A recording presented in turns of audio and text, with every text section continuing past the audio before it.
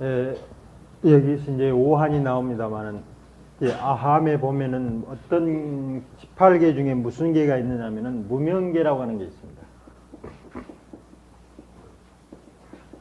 그런데 이 무명계는 다른 게 아니고 의계라고 그렇게 되어 있습니다.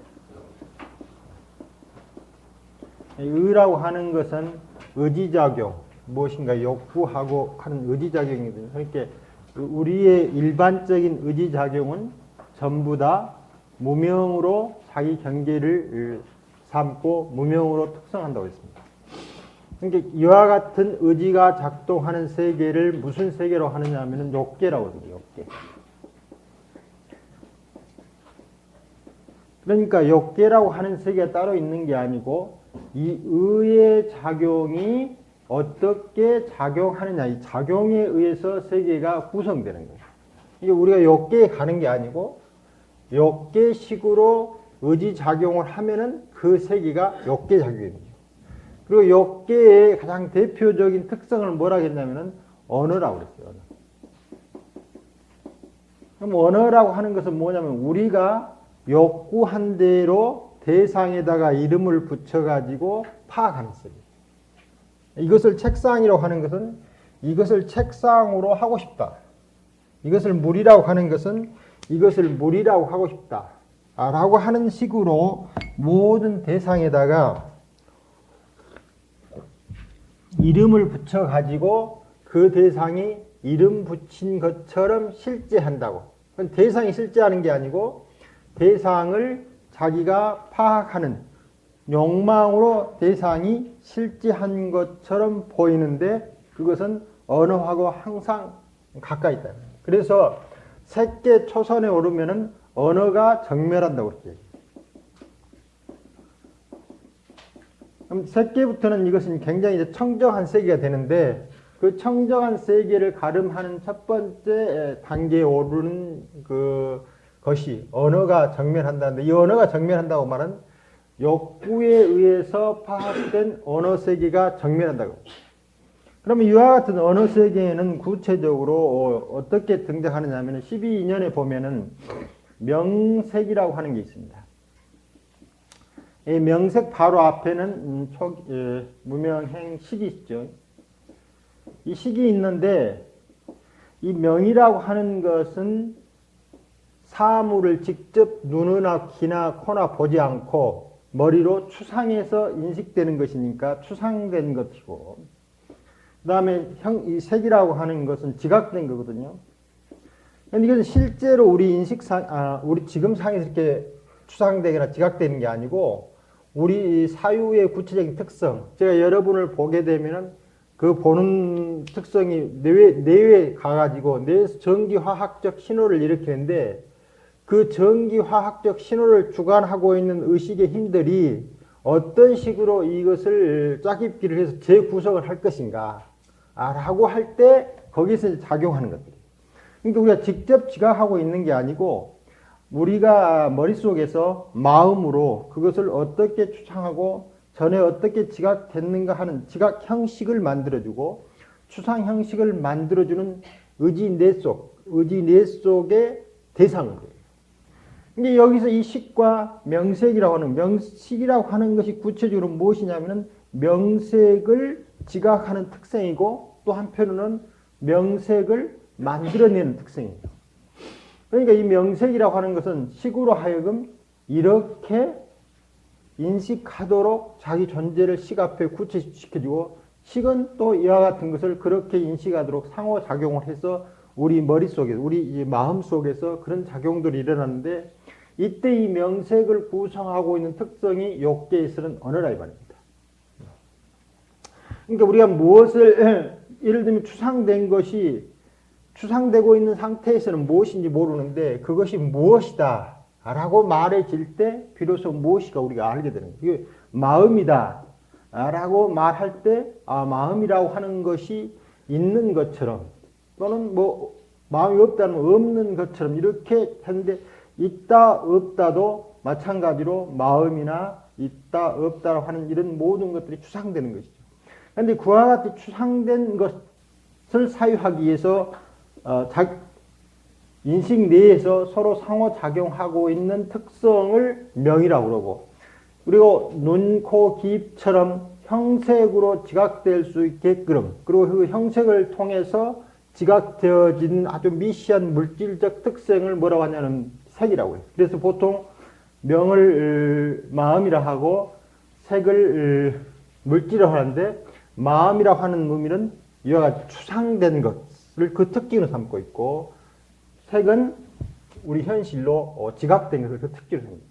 그런데 그러한 것들을 이루는 것들이 뭐냐 하면은 전부 다 언어가 대상에 어떠한 욕망을 가지고 접근하고 있느냐 라는 데 의해서 보여지는 세계가 욕계라 이겁니다. 그런데 이와 같은 것에서 이제 전에 부처님 말씀하셨듯이 왜 우리는 죽는 건가? 왜 우리는 늙어가는 건가? 라고 이제 묻고 있는 거죠. 보통 다 죽는다라고 받아들이지 않고,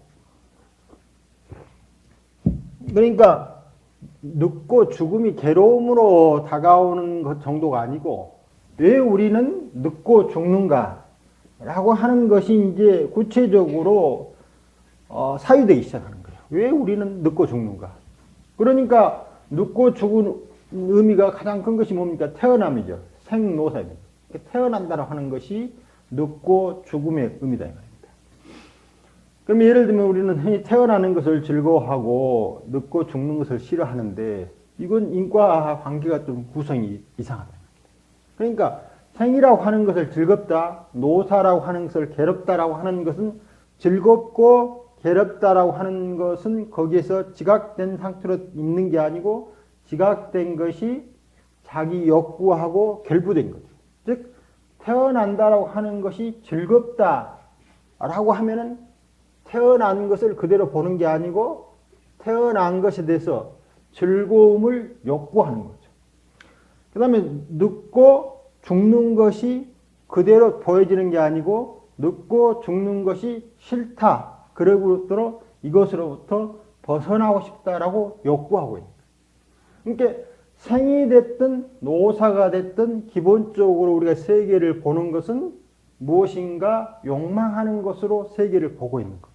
그러면 생이라고 하는 것은 구체적으로 무엇입니까? 자기를 지속적으로 살아가고자 하는 욕망인 거죠. 그러니까 생의 특성은 또 뭡니까? 여기서 보면 이렇게 욕망이라는 거죠. 살아가고자 하는 욕망인데 그것이 구체적으로 나타나기 전이니까 그것을 뭡니까? 유라고 유. 존재하고자 하는 욕구라. 존재하자 하는 욕구가 세상을 만들어내는 거예요. 그러니까 이때 태어난다고 하는 것이 우리한테 즐거움의 욕구를 준다라고 사유된 힘들이 생을 구체적으로 구성하고 있어요. 그런 식으로 쭉 올라가 보면은 이제 치도 있고 예도 있고 하는 것도 다 이제 비슷한 그런 흐름들이 이제 흐름을 좀 나눠놓은 거죠. 그 군방에 가보면 이와 같이 이제 십명색이라고 하는 것이 나오는데 우리의 인식 활동 내용 중에서 추상되고 지각되는 것이 이와 같이 생하고 싶다 또는 노사하고 싶지 않다라고 하는 욕망하고 결부대에서 인식 작용하도록 구체적으로 되어 있는 거예요. 그러니까 이것을 구체적으로 끌고 가고 있는데 이런 것을 뭐라고 하냐면 인식의 작용이라고 하죠. 그러니까 우리의 인식 작용이라고 하는 것은 무엇을 만들어내려냐 하면은 이와 같이 대상을 욕망하고자 하는 특성으로 인식 활동이 있는 거예요. 그러니까 이와 같은 인식 활동을 뭐라고 하냐면 행이라고 해요. 행. 그러니까 이 식 앞에 행이 있는데 우리의 일반적인 인식 활동, 즉 의의 작용이라고 하는 것이 무엇이냐 하면은 무엇을 욕망하는 작용으로 인식활동을 하고 있습니다. 그러니까 우리가 아무렇지 않고 그냥 이름 붙여준 것도 단순히 이름 붙여준 것이 아니고 그 이름 붙여준 것이 그런 식으로 계속 유지되도록 욕망하는 거예요. 싫어하는 것은 그런 것들이 이름을 붙여주면서 사라지기를 욕망하고 있어요. 탐한 것은 이름 붙이는 대로 계속 가기를 욕망하고 있는 거고, 그 다음에 싫은 것은 이름 붙여준 것대로 사라지기를 욕망하고 있는. 그러니까 우리의 인식 작용이라고 하는 것은 의의 작용이라고 하는 것은 이와 같이 일반적으로 대상을 있는 그대로 추상하거나 있는 그대로 지각되는 게 아니고 우리가 어떻게 대상을 보고자 하는 욕망의 작용에 의해서 대상을 그렇게 보고 있다. 그런 세계를 욕계라고 해요. 그러니까 우리의 인식 작용 처음에 일어난 그 자체가 인식을 끌고 가는데 이유가 앞에 말할 때 뭐라 하겠습니까? 무명계라고 했어요. 무명계. 그러니까 근반 인식이 출발이 욕계에서 인식이 출발이라고 하는 것은 의가 마음 작용으로 나오는데 그 작용 자체가 우리들이 욕망하고자 하는 식으로 세상을 보고 있다. 이게 쭉 보니까 대상이 그렇게 보이는 게 아니고 내가 노사가 괴로움이나 하기 싫지 않는 것이 있는 노사를 그대로 보는 게 아니고 내가 노사를 어떻게 보고자 하는 욕망에 의해서 노사가 그렇게 보이기 시작합니다. 이게 늙음이라 죽음이라고 하는 것이 이제 추상된 것하고 지각된 것 가운데서 어떤 식으로 그렇게 보이냐는 반성적 사유가 이제 시작되는 거예요. 그러니까 일반적으로 받아들인 사유가 아니고 계속 이렇게 받아들이면 이제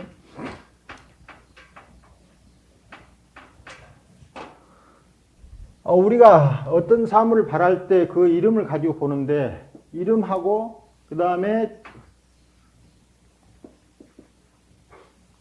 그 사물하고 관계가 이제 어떤 관계가 있는가 하는 걸 보게 돼요. 예를 들면 사물이라 하는 것은 여기서 같으면 12년 같으면 노사가 보면은 노사라고 하는 이름하고 실제 노사하고는 여기에 욕계에서는 노사를 욕망으로 보려고 하는 자극 의지가 들어요. 그러니까 이 노사를 통해서는 노사로부터 해결될 방향이 없어요. 예, 이 노사가 우리한테 직접적으로 괴로움을 주는 게 아니고 노사를 우리가 어떻게 욕망하고 있느냐에 따라서 보는 것이 노사이기 때문에 이것이 저절로 내가 어떻게, 즉 우리가 흔히 말하는 마음 작용이 어떻게 흘러가고 있느냐 하는 마음을 관하고 주시하지 않으면 이 욕망의 세계가 변하지 않는다. 그래서 이제 이런 반성을 하기 위해서 이름이란 무엇인가, 그리고 사물이란 어떠한 것인가를 잘 살펴보는 거예요. 그러니까 이름이 그냥 아까 말한 대로 이 욕망의 코드하고 맞춰져 가지고 추상되고 지각된 것들을 여기에 맞춰서 붙여놓은 것들이에요. 그러니까 여기에 걸맞는 것처럼 보이지만 이름이 이제 그 자체적으로 독자적인 요소를 갖기 시작하는데 이것이 근본적인 실제를 갖는 게 아니고 이와 같은 것, 전혀 이것을 우리가 욕망하고자 해서 이것이 그렇게 보여지는 게 아니고 욕망이라고 하는 것은 허상이 되는데 이 허상이 어떤 사물을 지배하면서 붙여진 이름인 것을 궁극적으로 사유하게 되는데 이름이 이 사물하고 일치하지 않는다고 하는 것을 확실히 깨달아야 돼요. 그렇게 하면 우리가 붙여진 욕망으로 붙여진 이름으로부터 자유스러워져요. 점차. 그래서 이 이름의 자성이 무엇이고 그 다음에 사물이 자성이 무엇인가를 계속 압니다. 그 다음에 이와 같은 차별들이 어떠한 것인가를 알겠네. 무엇을 할 때? 자기 마음을 관할 때. 왜 마음을 관하냐면 마음이 이름이라든가 뜻, 아까 말한 명색이라든가 이런 것들을 어떻게 추상하고 지각하고 있느냐 하는 것은 어디서 결정되느냐면 우리 마음 흐름에서 결정되기 때문에 그렇다. 이제 자기 마음을 잘 들여다보고 있으면 이제 그러한 것들로부터 변화가 오기 시작합니다. 그 변화 중 가장 큰 것은 자기를 칭찬하는 소리에 마음이 들뜨지 않고 자기를 비난하는 소리에 마음이 들뜨지 않는 거예요. 즉 언어가 가지고 있는 허상의 우리 삶, 연기적 삶 그 자체가 왜곡되지 않기 시작하는 거예요. 그러니까 이때부터 이름이 뭐로 자기는 그 전에 자기를 칭찬한다고 하는 욕망의 코드가 있고 자기를 비난한다고 하는 욕망의 코드와 어울려져 가지고 말이 언어가 그렇게 쓰여지고 있었는데, 그리고 실질적인 힘을 가지고 우리 삶을 지배하고 있었는데, 마음을 잘 들여다보니까 이것이 이제 이 말들이 내 삶을 지배하지 않는 거예요. 이게 말로부터 자유스러워져 가는 거예요. 그렇지? 말을 하되 말로부터 자유스러워 가는 것들은 뭐라 하냐면 언어가 정멸해 간다고. 그래서 이제 점점 그렇게 해서 모든 말로부터 아직 미세망상이 다 하지는 않았지만 우리를 칭찬하고 비난하는 아주 조금만, 그전에는 이제 강한 것에서는 아직 안 변했는데, 이제 그전에는 뭐 예를 들면은 그와 같은 것이 이와 같은 이제 크기를 갖고 있다 합시다. 그전에는 뭐 자기를 칭찬하고 비난하는 폭이 요만하면 돼도 여기서 마음이 들떴는데, 이제 이 정도는 들뜨지 않는 거죠. 편안해지는 거죠. 그러다가 이제 점점 이곳까지 한다. 자기를 정말 칭찬하고 정말 비난하는 어떤 것에서부터까지도 출해지면은 우리 몸이 이제 청정한 세계로 들어가기 시작해요. 그때 얻어진 눈을 무슨 눈이라고 하냐면은 천안이라고 합니다. 그러니까 우리의 육안이라고 하는 것은 실제로 우리가 육안이 작용이라고 하는 것은 실제로 육안은 실제 하고 있는데, 이렇게 하고 있는데, 실제 한다는 말 좀 이상합니다만, 육안은 있는데, 이 육안이 무엇으로 작용하고 있느냐면은 욕망으로 작용하고 있다. 우리 일상적인 눈이라고 하는 것은 그것을 육안이라고 해요. 그러다가 이와 같이 자기 마음 들여다보기를 계속하고 있고 반성을 하고 있게 되면은 이 삶 가운데서 우리를 칭찬하고 비난한, 물론 그 밖에 많은 것들이 있겠습니다만 가장 뚜렷한 것이 칭찬하고 비난한 언어 쓰임이죠. 그 언어 쓰임으로부터 점점 자유스러워져 가면은 뭘 얻게 되느냐면은 천안의 세계를 경험하게 돼요. 그런데 이것은 이론적으로만 그러는 게 아니고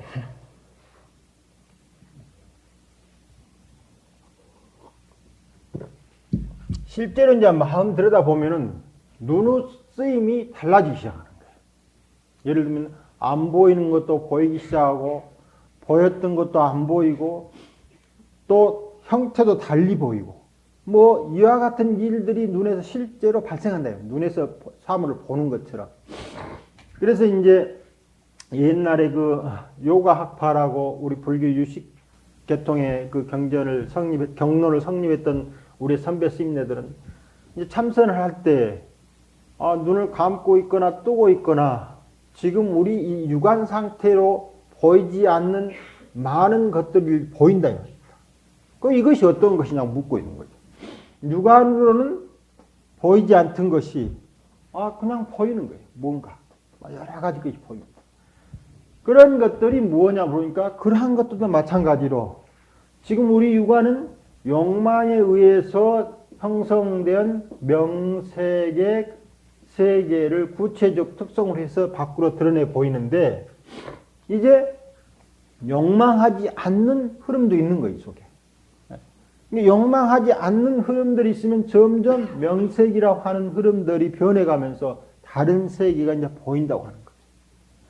그러니까 그전에는 밖으로 드러난 어떠한 것을 보는 줄 알았는데 구체적으로 내용 보니까 욕망이라고 하는 것은 밖에 있는 게 아니잖아요. 내가 어떻게 욕망하고 하느냐. 그러니까 이 명색이라고 하는 것을 이루고 있는 것은 욕계에서는 대상에다가 자기 욕망의 색을 입혀놓은 것인데 이것이 점점 벗어지면은 새로운 세계를 구성해가지고 새로운 세계가 보이는 거예요. 즉, 그 전에 사물이라고 하는 것이 욕망의 세계에 있었을 때 보이는 것하고 다른 세계가 보이기 시작한다. 그러니까 세계라고 하는 것은 구체적으로 그 세계적가 가지고 있는 어떤 이미지만을 우리한테 그대로 보여주는 게 아니고 내 마음하고 서로 만나서 어떤 식으로 그 세상을 재구성해서 보여주는 거예요. 그러니까 우리 욕망의 세계를 점점 벗어나게 되면은 사건을 천의 마음 활동이 다른 천상의 이미지를 구성해서 밖으로 보여주는 거예요. 그러니까 실제 눈에 그런 것이 보이는 거예요. 우리가 의식 집중을 하고 있으면 이제 지금은 6개의 이미지를 구성시켜서 이렇게 보여줬는데 지금 보고 있는 이 사물을 1000개의 이미지로 재구성해서 보이는 거예요. 그러면서 이제 점점 눈이 천안이 형성되고 우리 세계가 달라져갑니다. 그러면서 이제 욕망하는 것이 없어지니까 이 노사에 대해서 괴로웠는데 괴로움이라고 하는 것은 노사에 있는 게 아니고 노사를 괴로움으로 인식하고 있는 마음의 흐름인 줄을 점점 하니까 노사에 대해서 괴로움이 없어지는 거죠. 그러니까 거기서 이제 발생하는 마음이 있어요. 그걸 뭐라고 하느냐면은 즐거움이라고 그래요. 그래가지고 이제 두 번째 색계에 들어가면은 이제 우리가 일상에 욕망하는 것이 채워져서 이뤄진 즐거움이 아니고 이제 이 세계 자체가 욕망하는 것도 없고 아까 나를 성례에게 말하는 것에 대해서도 내가 마음이 편안해져. 그 사람을 보고 있으면 마치 어린애가 나한테 막 뭐라 해도 거기에 담고 있는 그 욕의 태도가 자기 아들, 딸들이 부모한테 막 말을 해도 즐거운 마음을 취하듯이 그 욕이 아니죠. 칭찬해도 즐거워듯이 세상을 보는 것이 이제 그렇게 되는 거예요. 그래서 여기에서는 색계 초성이 되면 즐거움이 제일 처음에 오는 거예요. 보는 것이 이제 나를 비난하는 것도 즐겁게 보이게 되고 나를 칭찬하는 것도 즐거움으로 보이게 돼요. 코드가 이제 바뀌게 돼요. 그런데 그러한 것도 점점 살펴보니까 궁극적으로 그러한 것도 무엇이 만들어내느냐. 비록 욕계로 세상을 읽는 방법은 달라졌지만 즉 색계로서 세상을 읽어가고 있지만 그것도 무엇입니까? 마음이 세상을 그렇게 읽고 있는 거예요. 그러니까 즐거움이라고 하는 것도 이제 무슨 색계 천상에서 얻어져서 대상이 즐거움으로 나한테 주는 것이 아니고 여기는 대상을 즐거움으로 읽으려고 하는 그런 코드가 즉 욕망이 있는 거죠. 욕계는 아니지만 그러니까 그 마음이라고 하는 것도 여기 와서 이뤄진 마음도 구체적으로 이 밖에 대상이 나한테 즐거움을 주는 게 아니고 대상을 명색하고 있는 색이 그렇게 이제 바뀌어진 거죠. 그래서 이것도 점점 이제 구체적으로 내가 욕계에서 지나고 있던 것과 그 특성이 다르지 않다고 하는 것을 점점 알게 되는 거예요. 점점 알면서 이제 이때 어떤 경험들이 일어나냐면 다 똑같은 것은 아닙니다. 그런 사람도 있기도 하고 없기도 해요. 호흡이 이제 굉장히 길어지는 거예요. 호흡이 점점 길어집니다. 호흡이 길어진다고 하는 사유가 굉장히 아주 세밀해지고 적어지는 거예요. 우리가 욕계나 색계의 생각의 흐름들이 점점 쉬어가면은 그것이 실제로 몸으로 이제 나타나요. 아까 천상에 들어갈 때 여기서 눈이 달리 보이듯이 호흡도 그와 같은 작용을 해요. 그래서 십지의 제 몇 진가하고 색계의 제 3선. 3선에 이르면은 그런 것을 경험해요. 무엇을 경험하냐면 출입식이 정멸이에요. 호흡이 아주 미시할 뿐만 아니라 호흡의 처음과 끝 그리고 호흡의 사라짐 그리고 이 호흡의 사라짐이 길어지고 이런 게 호흡과 호흡이 연속으로 흘러가는 것처럼 보이지만 호흡과 호흡이 항상 그 간극이 있어요. 사이가 있는데 이 사이가 그냥 굉장히 길어지는 거예요. 호흡을 하고 있어도. 그러니까 이 사이에 들어있으면 마치 호흡이 꺾여 있는 것처럼. 그것은 그 전에 받아들였던 호흡에 있어서 미시한 그 양이 충분히 우리를 다스리는데 그때가 되면 왜 그러느냐면은 이 몸이 특정한 의식 상태에 들어가 있으면 마치 그 5,000이나 6,000m 되는 고지에 올라가 있을 때 산소가 희박해지고 다른 것이 이제 많은데 거기에 상태 되면은 그 상태가 외형적으로 명상이 참선이 깊어졌을 때 몸 안에서 있는 공기의 구조양하고 비슷해요.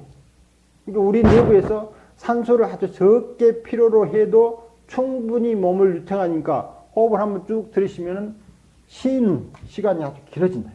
몸에서. 이 쉬는 시간이 길어지면 여기에 뭐가 생기냐면 망념이 작용을 하질 않아요. 무념이 된다. 그래서 이제 이와 같이 되면은 점점 마음이 돼가지고 무념이 되니까 이 무념이 여기서 말하는 허가 되는 작용해야 되는데 호흡과 호흡 사이가 굉장히 길어지고 늘어지면서 망념의 작용이 현저히 떨어지면서 이제 정말로 즐거운 감정도 다 벌어지면서 마음이 평온해지는 거예요. 이것을 사념청정이라고 그러는데 제4선이랍니다. 버릴 사자죠. 망념 참부살이 사념청정이라고.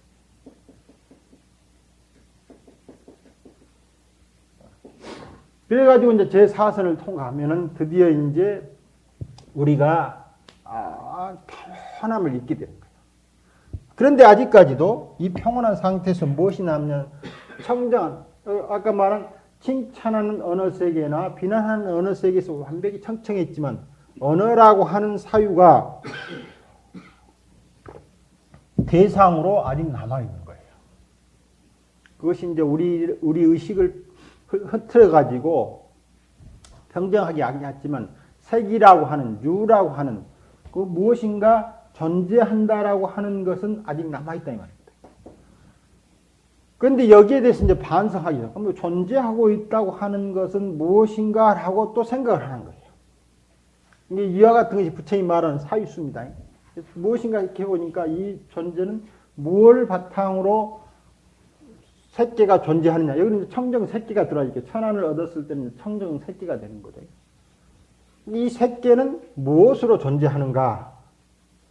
이게 욕계는 욕망으로 존재하고 있고 새끼는 청정한데 이 새끼를 구성시켜 주는 것은 무엇인가 보니까 허공이 새끼를 구성시켜 주는 거예요. 그것은 우리하고 눈으로 보고 귀로 들리는 이 관계에 있어 허공이라고 하는 것을 전제하지 않으면 새끼가 우리 앞에 청정하든 청정하지 않든 보이지 않다는 걸 확실하면서 이제 허공이라고 하는 것이 무엇인가 라고 이제 살피면서 의식이 이제 확장되는 거예요. 의식이 확장되면서 점점 대상을 그렇게만 보고 있었던 대상을 한계에 지어서 보고 있었던 틀들이 흩어지기 시작합니다.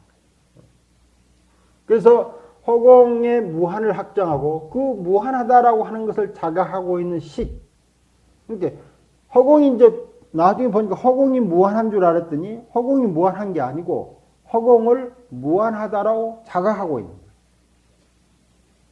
그 식이다 있다. 그러니까 구체적으로 이 새끼를 쭉 들어가면은 이제 새끼를 넘어서면은 이제 이때부터는 무새끼천이 되는데 식이라고 하는 것이 온 세계를 구성하고 있다라고 하는 것을 확실히 이제 자각하기 시작하는 거예요. 식이라고 하는 것. 그러니까 일체 대상이라고 하는 것은 인식을 딱 되면 존재하지 않는 거예요. 그런데도 불구하고 아직 대상과 나의 미묘한 그런 관계가 구성돼 흘러가고 있는 거예요. 그러니까 식이 중심이 돼서 세계를 구성하고 있다는 것이 막 확연해지는 그런 세계로 들어오면 뭐라고 하느냐면 이제 무색계 세계를 경험하게 됩니다. 그러다가 어느 날 이제 거기에 아무런 상념이 전혀 없이 그저 세계가 갑자기 온 세계가 한눈에 척 들어오게 됩니다. 그러면서 우리로 하여금 상수멸이라고 하는 선정을 경험해야 됩니다. 그럼 여기서 이제 중요한 단어가 상수멸이라고 하는 것이 있는데 이것이 멸진정이라고 하는 사람도 있고 또 멸진정하고 상수멸정을 나누는 것도 있는데 멸진이라든가 상수멸이라고 할 때 이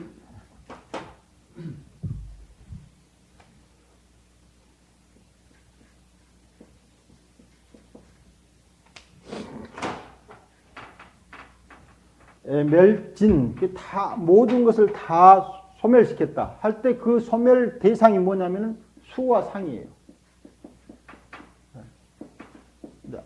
수는 뭡니까? 지각된 것을 욕계의 세계는 그러니까 눈이라든가 코라든가 귀라든가 몸이라든가 이와 같은 혀라든가 여기에서 지각된 것을 욕망으로 잊고 있으면 욕계가 되는 거죠. 그 다음에 자기가 추리해야 되는 거. 가만히 앉아가지고 상각한다든가 추리한다든가 이미 지각된 것을 통해서 다른 것을 추리한다든가 이와 같은 것도 자기 욕망에 맞게 추리하고 있는 거죠. 그것이 이제 욕계를 구성하고 있는데 점점 이런 것들로 이제 편해지게 되면 색이 청정의 대상이 나로 하여금 욕망하고자 하는 것으로 읽혀지는 게 아니고 그냥 이제 보이는 대로 읽기 시작하는 거예요. 그런데 아직도 이때는 주관과 객관이라고 하는 것이 분명히 나눠져 있어 가지고 여기 욕으로 들리고 있지만 다만 그것이 나한테 이 욕망하는 욕구하는 것에 어긋난다든가 내가 욕구하는 데 대해서 맞는다든가 이런 힘들은 현저하게 소멸되어 있지만 밖에서 나를 하고 있는 이 두 가지 관계는 점점 분명히 남아있다 이 말입니다. 이제 색계성이 들어가죠. 또 이제 무색계성이 이렇게 들어가는데 그전에는 이제 인식 주관과 인식 객관이라고 하는 것이 색으로서 독자적으로 있는 줄 알았더니 점점 이것을 구성하고 있는 것이 식이라고 하는 것으로 이제 넘어가기 시작합니다. 그러니까 주관도 식에 의해서 객관도 식에 의해서 그와 같이 존립한다라고 하는 것을 알게 되는 거죠. 그러면 식이란 무엇인가? 바로 여기서 말하는 수상이다. 수상. 그러니까 이 수상이 이제 이와 같은 작용, 즉 색계나 무색계나 또는 이 자체 내에서도 미세한 수상이 남아있는데 이 수상 자체가 완벽히 소멸되면 바꿔 말하면 그야말로 이걸 소멸되면서 여기에서 대상을 있는 그대로 보는 거예요. 이 상태에서 완벽한 갑자기 다른 세계를 넘어갑니다. 여기서 의식이 비치는 게 아니고 이런 식의 작용은 이제 소멸되는데 모든 것들이 함께 어울려져 있는 연기적 세계가 한눈에 들어오지 딱 들어와버려요.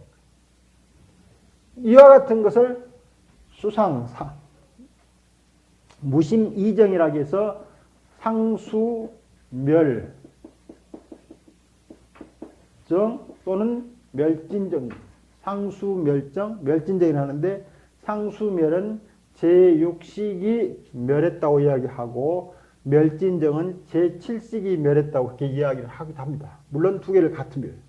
자, 그러면 이제 왜 그런 7식이 말했냐면 아까 말한 대로 이제 안이비설신 의가 있고 색성학미처 법이 있는데 이 의하고 법이 함께 작용해서 만들어낸 상수는 제6식이 됩니다. 그런데 이 자체에서 만들어지고 있는 의식의 흐름의 상수, 이것은 무명계가 되는 거예요. 그리고 이 무명계가 제7식이 되는 거예요. 그러니까 이것이 완벽히 소멸돼. 그러니까 의와 법이 만들어내서 일어나는 상, 즉 수상하고 지각된 어떤 것이 자기 의를 구성하고 있는 거예요. 그러니까 여기서 이제 미세망상되는 거예요. 그러니까 밖으로 드러나서 작용하고 있는 추상과 지각도 소멸되어야지만 내적으로 미세망상을 이루고 있는 지각과 추상도 소멸돼야 돼요. 그런데 상수멸이 이것까지 소멸된다라고 이야기하면은 멸진정하고 동일하게 되는 거고 상수멸은 여기만 소멸하고 여기에 남아있는 미세망상은 아직 소멸되지 않다 하면 이것은 제6식이 멸한 정이고 멸진정이 왔을 때 제7식 속에 들어 7식을 구성하고 있는 상수가 소멸한다고 이렇게 나눠있대요. 그래서 유식 같은 데서는 이걸 나눠놓고 있어요. 두 개가 다르다고. 그런데 어떤 데는 같다라고 이야기한 데도 있어요. 그것은 이제 본인들이 어떻게 그걸 읽을 것인가 또 그 글을 이야기하는 분이 어떻게 이야기하고 있는가를 따라서 그렇게 읽으면 돼요. 그래서 제6식상에서 일어나고 있는 상수가 멸하는 것이냐 7식의 상수까지 멸하는 것이냐 하는 것에 의해서 나눠지는데 자, 이 7식의 의를 아까 뭐라 하니까 이 의계라고 하는데 이 의계를 구사론에서 제7식이라고 이야기했을 뿐만 아니라 아함에서는 무명계라고 했기 때문에 무명계. 그러니까 이것이 이루어지면 이제 무명이 소멸되는 거예요. 그러면서 무엇을 압니까? 해안이 성취되는 거예요. 무명계가 완전. 무엇이 성취됐을까? 여기서 영기적 조건적으로 삶을 구성하고 있는 법이 읽혀지는 거예요. 해안이 성취되면 법이 읽혀져요. 그러면서 구체적으로 깨달음을 완벽하니 자신도 깨닫고 깨달음이 해항되는 거예요. 불이라고 하는 것은 깨달음의 다른 말인데 이때 이 깨달음을 부처님을 이루는 네 가지 지혜 가운데 깨달음만을 의미하는 게 아니고 그 깨달음이 모든 시대를 같이 살아갔던 사람들한테 회항되는 그 회항지 이름을 뭐라고 하느냐면 후둑지라고도 하기도 하고 성소작지라고도 합니다. 이것이 이제 완성자. 그러니까 모든 일체众生을 위해서 회항하고 있는 삶으로 바뀌는 거예요. 또는 후둑지라고. 그런데 이렇게 해놓고 보니까 유관부터 불안까지가 구체적으로 무엇입니까? 상수할 수 없어요. 지각되거나 지각표상이거나 추상으로 구체적으로 무엇이다라고 이름할 수 있는 것들이 전부 사라져 있습니다. 그러니까 여기서 불안을 성취했지만 불안의 근본 특징은 불안이라고 이름할 수 없는 거예요. 법안을 성취했지만 구체적으로 법안이다라고 말할 수가 없어요. 해안을 성취했지만 해안이라고 할 수 없어요. 이런 수나 상으로 구체적으로 이름 지을 수 있는 것 자체가 소멸한 데서 일어나는 눈들이기 때문에. 그러고 보니까 이제 유관 그 자체로 부처님이 아까 멸진정이라든가 깨달음 상태 들었을 때 갑자기 온 세계가 영기적 상황으로 있는 거예요. 온 세계이다 했습니다. 그러니까 유관도 무슨 세계로 있느냐면은 불안과 똑같이 영기적 세계로 있는 거예요.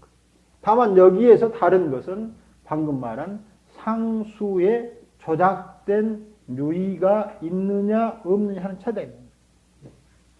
근데 유의가 있으면은 그것이 유관이 되는 뿐이고 유의가 없으면 그것이 불안이 되는 거예요. 그런데 이 눈을 바꿔가지고 불안이 된다든가 이 눈을 바꿔서 유관이 되는 게 아니에요. 무엇이 바뀌었습니까? 이 세계를 읽는 마음의 구체적인 미세망상인 명색의 흐름이 바뀌는 거예요. 근데 명색 흐름이라고 하는 것은 나중에는 명색이 미세망상으로 나왔지만 명색을 구성하고 있는 행이 바뀐 거죠. 세상을 인식하는 거예요.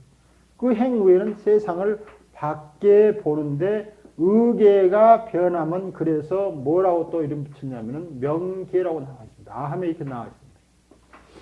의계를 무명계라고 이야기했는데 의계가 바뀌면 명계가 된다 했어요. 그러니까 12인연이 끝나는 거예요. 그래서 무명이 행으로 돼요. 인식작용을 잘 들여다보면은 그 작용이 무명이 있어서 인식작용을 내는 게 아니고 인식작용이 무명화되고 있다. 이제 자기 마음 흐름을 잘 들여다보고 있으면 그 자체로 이 상수가 소멸돼서 유관부터 불안이 그 자체적으로 영기적 여한 세계를 이루고 있다 이 말입니다. 따로 있는 게 아니고. 그래서 자기 마음에 일어나는 데를 따라가지 않는 거예요. 마음을 따라가면은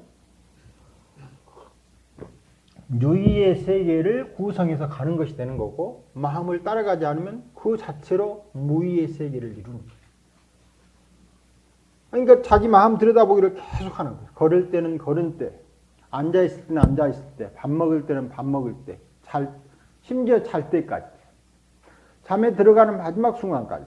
근데 그것이 깊어지면은 저는 그러한 것을 다 경험 못했습니다만 꿈속에서도 무슨 정말 잠 속에서도 뭐 일어나고 있다고 하는데 그것은 뭐 제가 경험한 것이 아니니까 뭐 거기까지는 어른 스님들이 그렇게 말씀하시고 그것이 무슨 한 스님이 아니고 여러 개 보면은 몇 분 스님들이 그런 것을 말씀해놨기 때문에 그런 세계가 있다라고는 이야기할 수 있겠죠. 연기적 세계라고 하는 것은 차라리 논리적 추리로서 이야기는 하지만 이런 과정이 이를 때 그와 같은 것이 도달해야만 실제로 상수가 멸하는 거예요.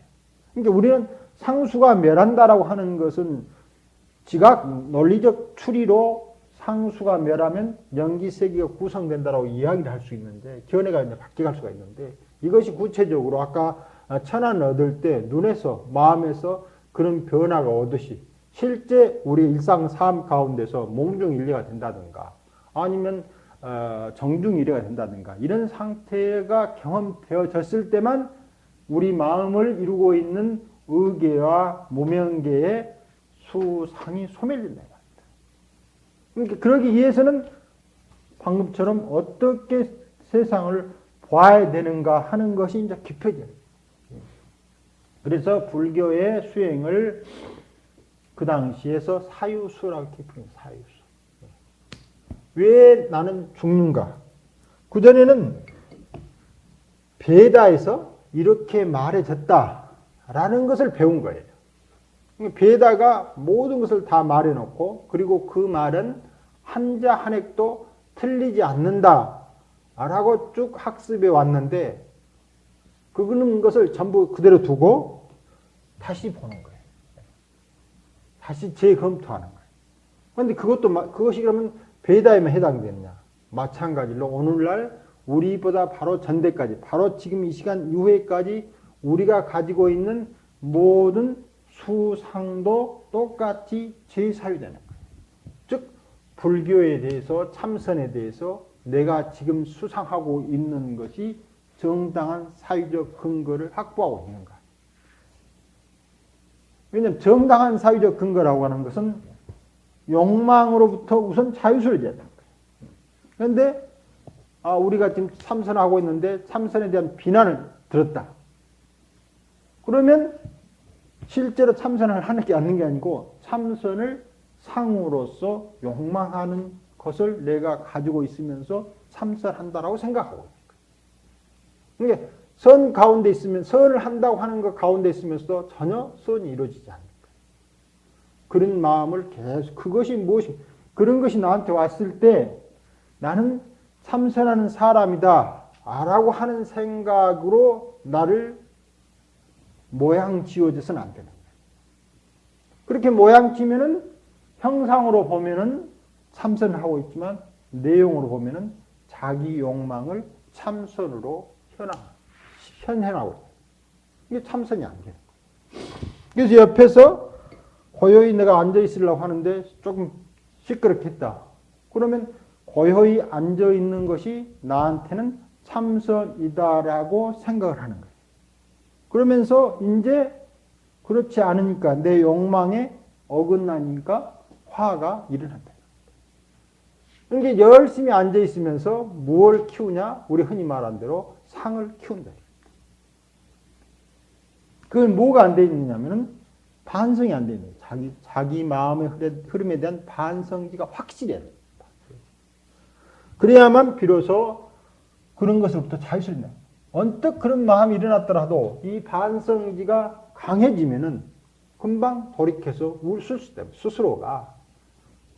상대의 행위에 웃는 게 아니고, 내가 잠깐 또 욕망의 욕구에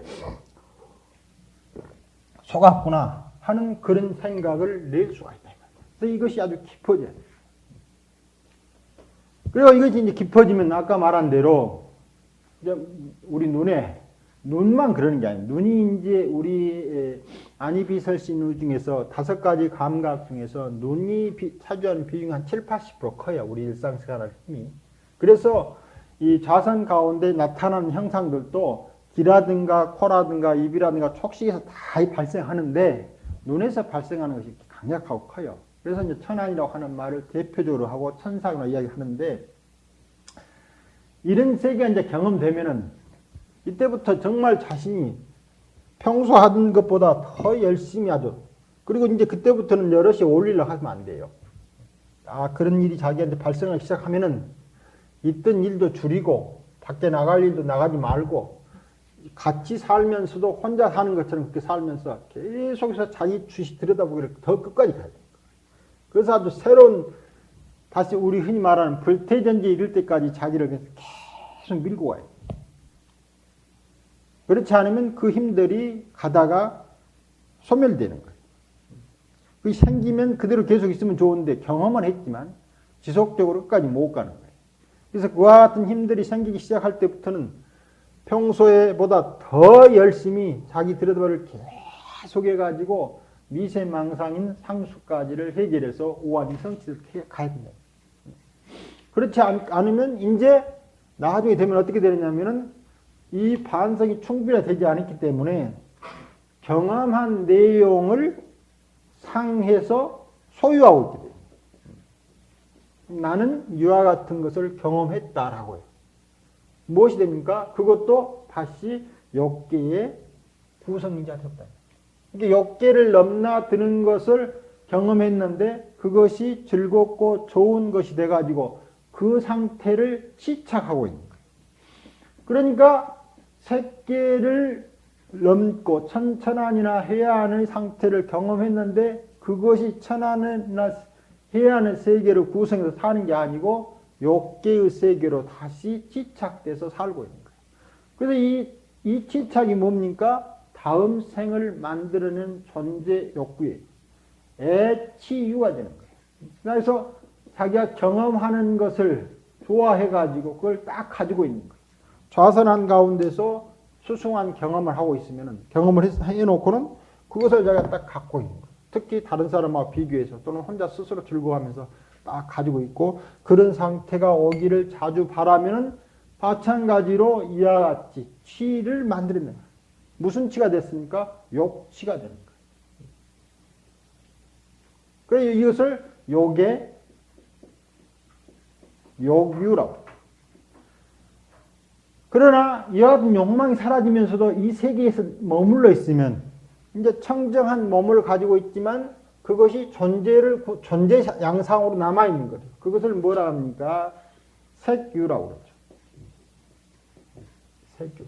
즉, 욕계는 욕망으로 존재하는 거고, 색계는 이제 욕망은 빠져 있지만, 나와 너라고 하는 확연된 구분으로 그 상태에서 욕망하지 않지만 그것으로 남아있기 때문에 그것을 무색이에요. 그런데 그와 같은 것들이 이제 마음에 의해서 구성된 세계하고 이 세계를 구성만 하고 있으면 무색의 존재가 돼요. 근데 세계가 다 뭡니까? 유의법이 되는 거예요. 욕계, 색계, 무색계가 다 유의법이 돼요. 그런데 우리는 이 색계나 무색계를 경험하는데 대체적으로 그것이 예치로 되는 거예요. 그래서 선정을 좋아한다. 선정을 좋아한다 그러면 실제로 색계의 경험을 욕계의 욕망으로 취하고 있는 거예요.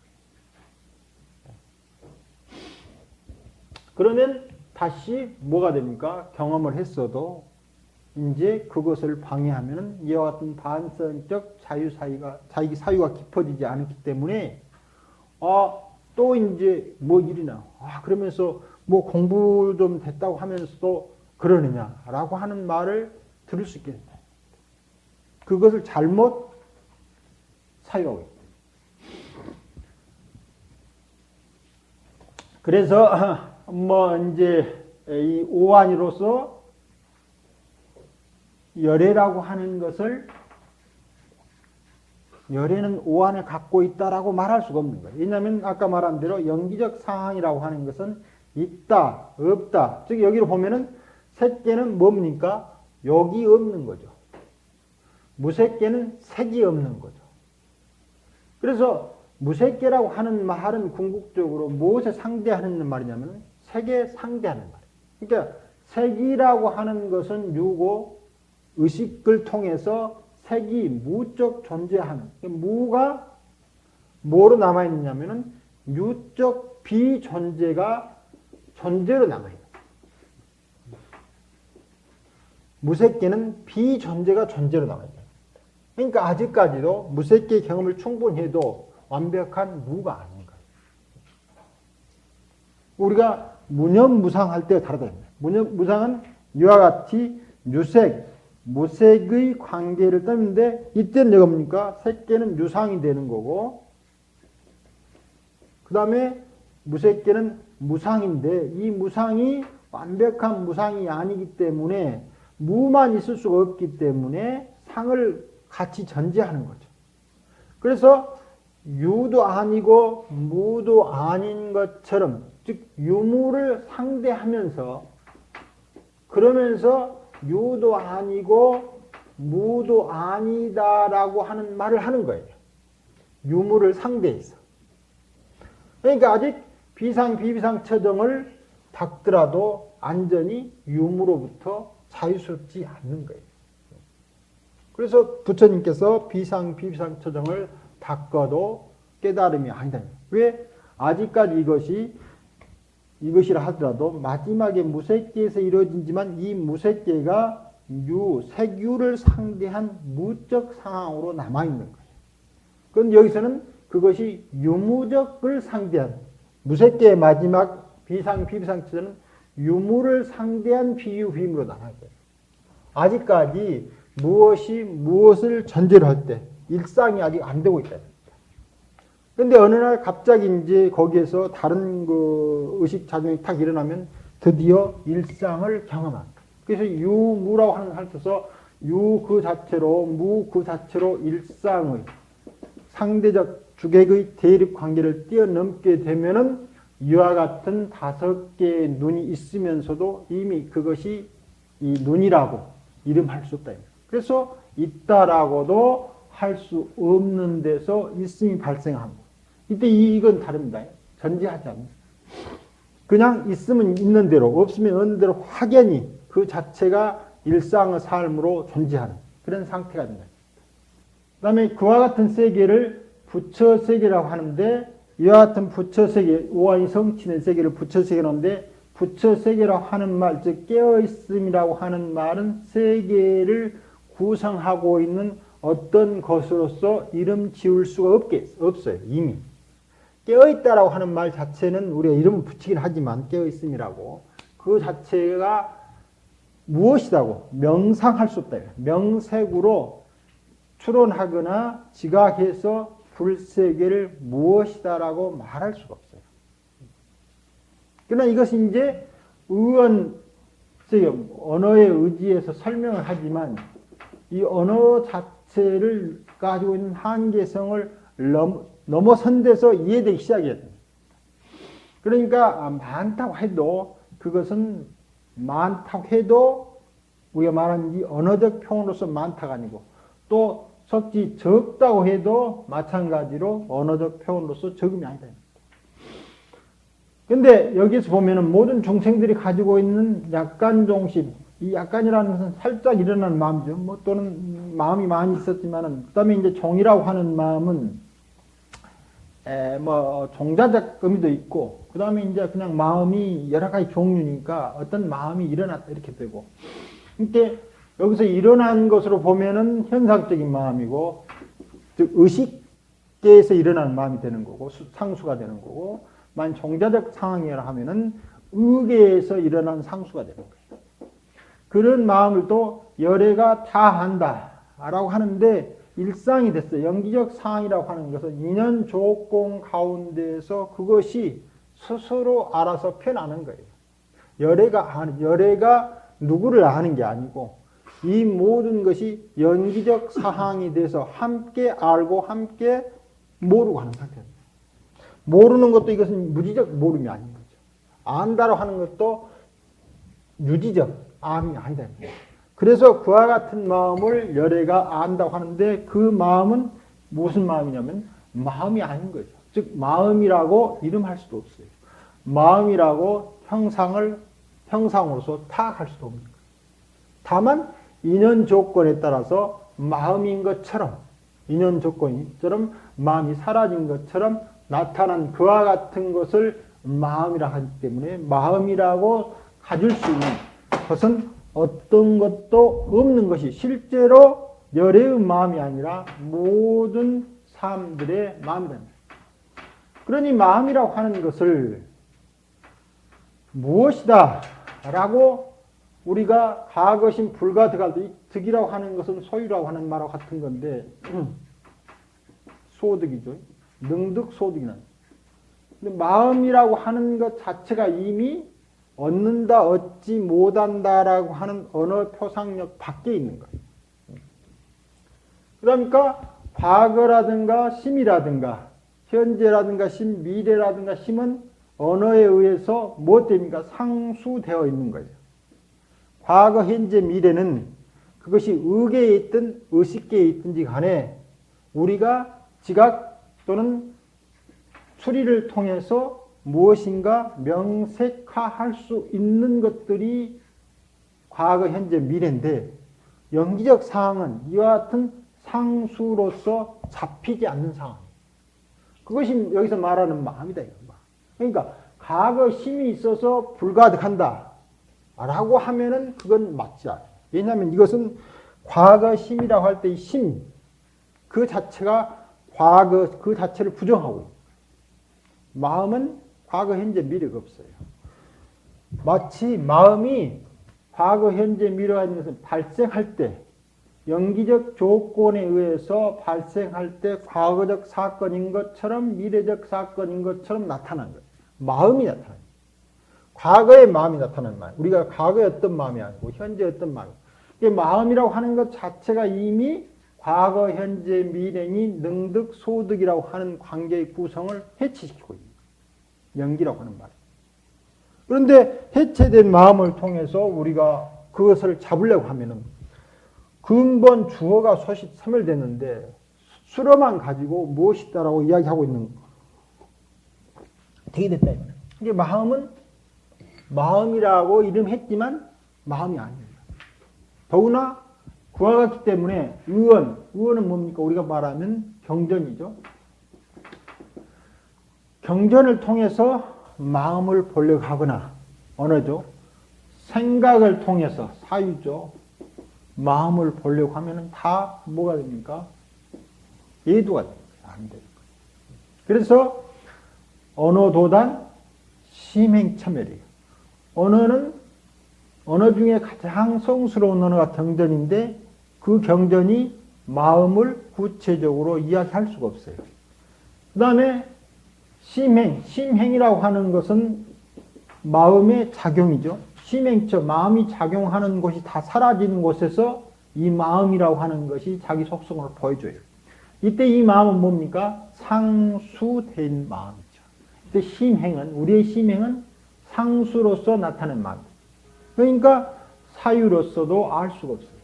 경전 언어나 우리의 사유로서 표현되는 것은 안 됩니다. 그러니까 과거심이라고 하는 것, 현재심이라든가 미래심이라고 하는 것 자체가 사유를 배제하는 데서는 성립되지 않는 거예요. 그런데 성립되지 않는 것을 얻는다라고 하는 말 자체는 이미 할 수가 없는 거예요. 다음 시간에 계속하겠습니다.